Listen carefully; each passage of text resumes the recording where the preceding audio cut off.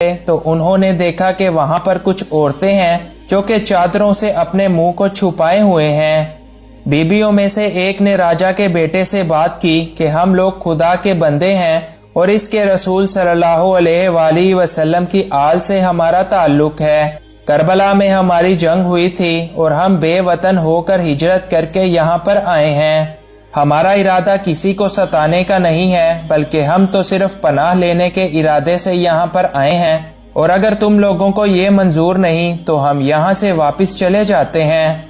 راجا کا بیٹا ان تمام باتوں سے ان کا کافی ہمدرد ہوا، مگر وہ بادشاہ کے حکم کے آگے مجبور تھا۔ اس نے کہا کہ بادشاہ نے آپ کو دربار میں بلوایا ہے، اگر آپ خود نہیں جائیں گی تو آپ کو زبردستی وہاں تک لے کر جایا جائے گا۔ جب حضرت رقیہ نے پھر سے وہی حکم سنا تو آپ غضبناک ہو گئیں۔ بی بی رقیہ نے غصے سے بھری نگاہ سے راجکمار کو دیکھا، جس کی تاب نہ لا کر وہ وہیں پر بے ہوش ہو کر گر پڑا۔ جب اس کو ہوش آیا تو وہ بہت رویا اور حضرت بی بی رقیہ کے قدموں میں آ کر معافی مانگنے لگا۔ اس سارے واقعے کی خبر جب بادشاہ تک پہنچی تو وہ کافی غضبناک ہوا۔ اس کے حکم سے ہندوؤں نے ان بیبیوں کے خلاف مہم چلانا شروع کر دی اور ان کو ہر طرح سے تنگ کرنے لگے۔ بیبیوں نے تنگ آ کر بارگاہ الہی میں دعا کی کہ اے خدا تو ہمارا پردہ رکھ لے اور ہمیں ان لوگوں سے بچا لے۔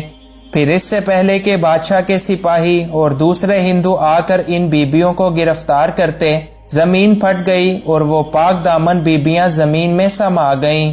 ان کی قبروں کی نشاندہی کے طور پر اللہ تعالیٰ کے حکم سے ان کی چادروں کے کونے زمین سے باہر رہ گئے۔ بادشاہ کے بیٹے نے جب یہ سارا منظر دیکھا تو وہ مسلمان ہو گیا اور اس نے ان بیبیوں کی قبریں بنا کر ان کی دیکھ بھال کا کام سر انجام دینے لگا۔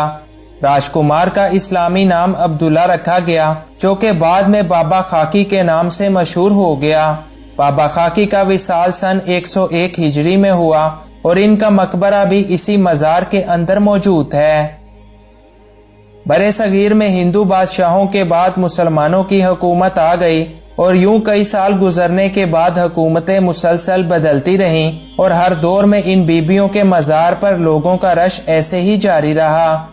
سن 410 عیسوی میں جب سلطان محمود غزنوی نے ہندوستان پر حملہ کر کے اس کو فتح کیا تو لاہور آنے کے بعد اس کو معلوم ہوا کہ یہاں پر حضرت علی رضی اللہ تعالی عنہ کی صاحبزادی کا مزار ہے، تو اس نے ان مزارات پر پختہ حویلیاں اور اندرونی برآمدے تعمیر کروائے۔ اس کے بعد بادشاہ اکبر کے دور حکومت میں اسی مزار کی تعمیر دوبارہ کی گئی اور خانقاہ کی عمارت میں توسیع ہوتی رہی۔ اس کے بعد مزار کے قریب موجود باقی قبروں کا اضافہ وقت کے ساتھ ساتھ ہوتا گیا اور کچھ عرصہ کے بعد یہ جگہ قبرستان بی بی صاحب کہلانے لگی، جہاں پر لوگ اپنے عزیز و اقارب کو دفن کر دیا کرتے تھے۔ پاک بیبیوں کا یہ واقعہ برِ صغیر پاک و ہند میں مسلمانوں کی آمد سے 32 سال پہلے کا ہے۔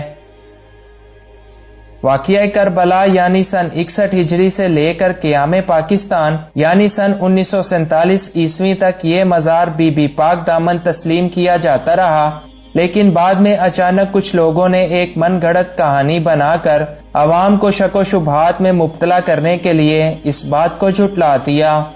تاہم آج بھی بہت سے لوگوں کا یہ ماننا ہے کہ یہاں پر کوئی بھی بی بی دفن نہیں ہے، جبکہ ایک بہت بڑی تعداد یہ مانتی ہے کہ یہاں پر وہی